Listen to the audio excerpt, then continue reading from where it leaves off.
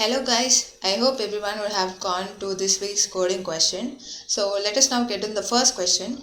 So you will be getting a string as an input and such that there will be a mixture of vowels and constant, and the output will be like you have to swap the indexes of the vowels with each other. Each vowel will be swapped with the previous vowel index. So it will be like you have to get a string and you have to do this manipulation and have to print the result in the same string. You should not use any other string for storing and all. You should modify in the same string. Okay, so for that let us now get the input. I'm getting as a list result so that I can easily access each element. So list of input dot strip, so to remove white spaces at the end, and then to get the vowel index, I'm just using uh, what a variable called vowel index, and it will be initially 0, and I'm setting a flag value as 0 for now. I'll just say you why I need it. And now I'm gonna have a list called which contains all the vowels.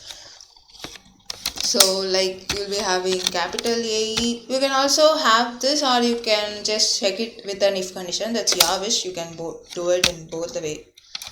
Okay. A, I, O, U, and the small characters too. Okay. Because we can't predict the case of the input. O, U. Yeah. So this is the vowel list, and now I'm gonna iterate to the particular string. The foreign range of len of s. If s of I is in the vowel list, you will be checking one thing. Like you will be check first if the flag value is 0. You will be assigning the index value to vowel index, and you will set the flag value to 1. That is, if there is any, it will be like for example here E is an vowel and the next vowel is I. So I will be swapped with E, and the next thing is O, and the next vowel will be actually E, right? So E will be swapped with O. So only the previous pair, it will be like a pair exchange. So to check whether it has a pair before, I'm just using this flag to check whether it has a previous pair. Else it will be like 0. So if I have found the pair, I will just change the flag value to 1. Else the pair value will be remaining 0. So suppose if it has a pair before, like you will be swapping it. So let me have a temporary variable called t, and just I'm doing the swap function with the vowel index, and vowel index is equal to t. And here, since I have done with the pair, your flag value will again be 0. And finally, I'm just printing the string. Since I have a list in yes, I'm just putting join of this so that I will be having like a particular single line thing. Let me run. So the first test case is environment, right? Let me just keep it. Yeah, we are getting the correct output, and you can also check with the second text case, that is touchpad. I'm just giving with the smaller case, you can give it in the like this. So whatever the input it may be, it will run perfect. So the logic is like you must find the vowel index, and you must just check is there any previous pair available to that particular vowel. If yes, you will just swap it, else you will just fix that particular index. So this is what the logic. Now I'm gonna solve this with C language with the same logic thing. So I'm just removing this code, and I'll change the command.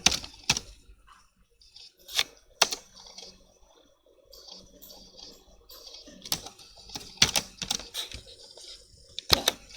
So For this we need header files like stdio.h for getting input, and we need for string manipulation we need string.h,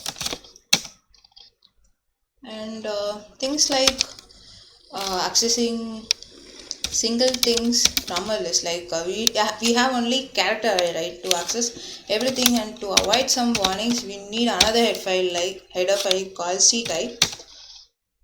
So then I'm just giving the main function, return value will be 0 for this, and I'm just declaring an array called character array called a, and then a character called t and x. T will be a temporary variable and x will be to access each character from that particular string. And again I'm giving the integer called vowel int x, and it will be 0 initially and flag value will be 0 initially. It's not like you have to give only flag as in variable name, you can give anything that's your wish. I'm getting the character array as the input from the user, and then I'm manipulating the length of the character array using strlen. Okay, so let me scroll down a bit so that you can see more. So for int is equal to 0, I is lesser than n, and I plus plus, the same logic goes over here, nothing I have changed, but I didn't give any vowel list. Instead I'm gonna check with the if condition. So x will be like, I'm just lowering whatever the character be. It may be uppercase or lowercase. I'm just converting into lowercase. I'm using the function called toLower in it. A of I. If a of I is equal to a, or a, x is equal to x is equal to a or e, I'm just giving the vowels.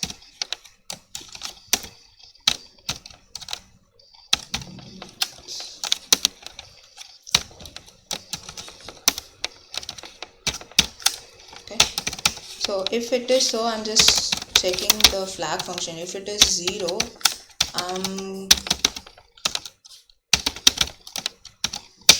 giving the vowel index as I, and flag value will be 1 now. So else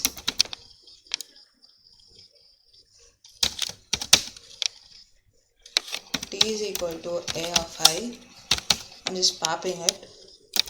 A of I is equal to vowel index. A of vowel index will be t. Okay, and flag value will be again 0. Yeah, and finally I have to print the string, right? So for int I is equal to 0, I is less than n, and I plus plus scanf c a of I. Yeah, I'm just removing this space, sorry for that. I guess I'm pretty much done, so let us now run it and see whether it works perfect. Okay, oops, it's not scanf, it's a silly mistake. It's like I have to use printf over here.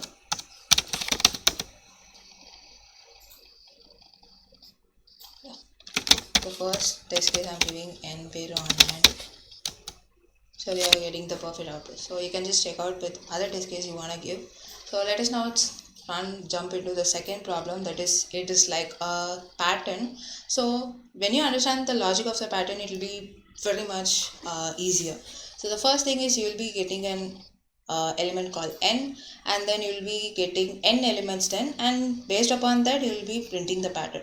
So the logic behind this pattern is the number of rows is equal to the maximum element of that particular array.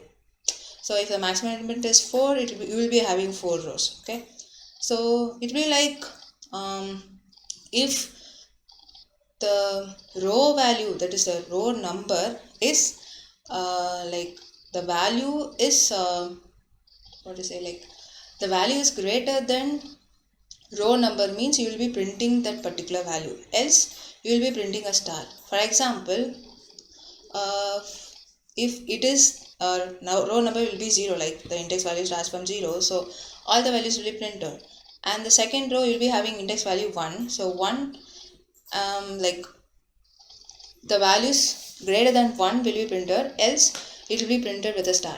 For the third row, that is the index value will be 2, so the values greater than 2 will be printed, and other than that star will be printed. So this is the logic behind this pattern. So it is pretty much simple. So let us now first implement using Python.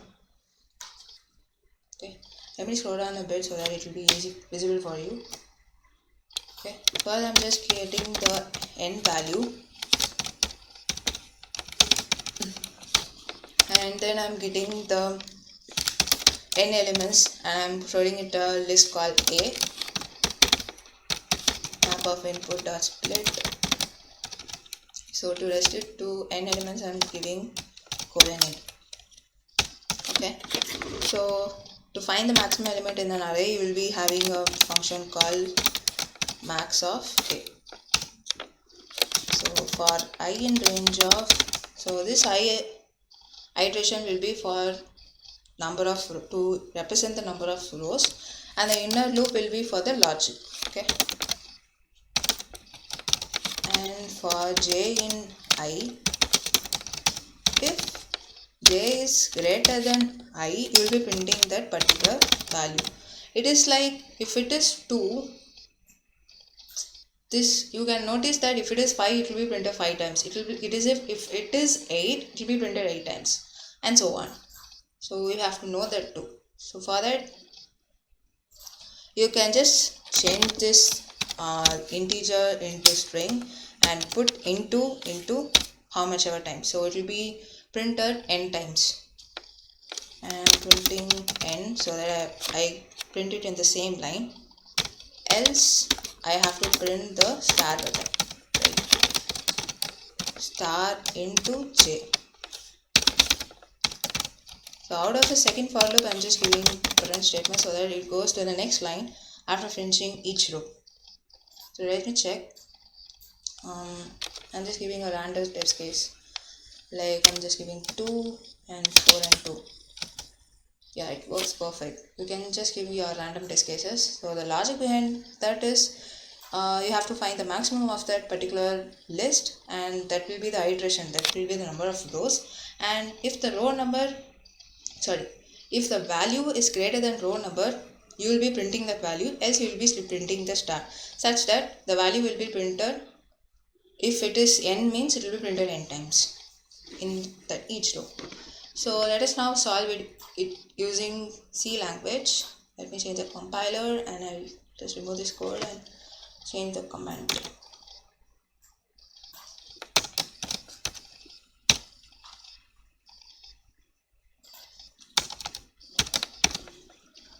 Yeah, so for this you'll be needing header files like I'm just giving h hiding. We don't need much than that. I'm defining the main function.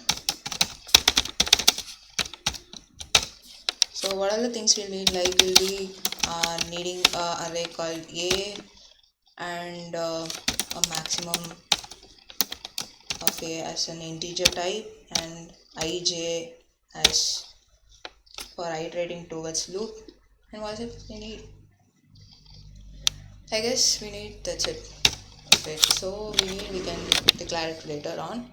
So first I'm just keep getting the n value. Yeah, we need n value. Getting the n value from the user,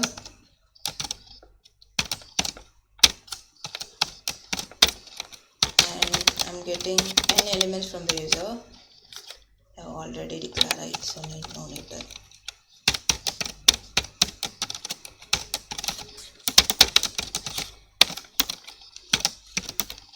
Okay. So we have got the n elements. Now I'm gonna manipulate it. So first I have to find the maximum element, right? So initially let the maximum value be 0. So then I'm going to iterate to the particular array. If the particular value, if a of I is greater than the maximum value, we'll be assigning the maximum value is equal to a of I. Okay. So now for I is equal to 0, I is lesser than max of a, I plus plus. Okay. So this will be giving the iteration of rows, and then equal 0, j is less than and j plus plus. Okay. So if the value is greater than the row number, you have to print the value. So printing is be like, if it is n, you have to print it n times. That is, if it is 2, you have to print 2 times, like that. So further, you need another for loop for k is equal to 0, k is lesser than a of j and k plus plus. Okay, and printing that particular k value, no, k of j value.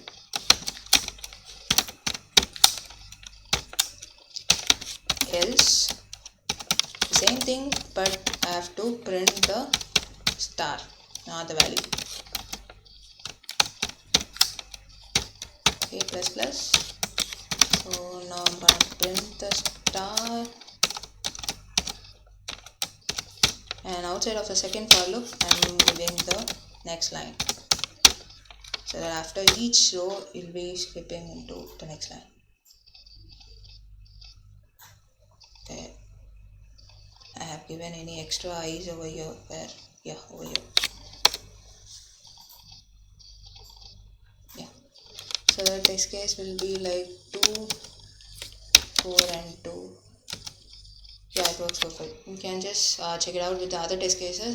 I think it will work fine. So if you have any doubts, you can reach us to our discussion forum. Thank you.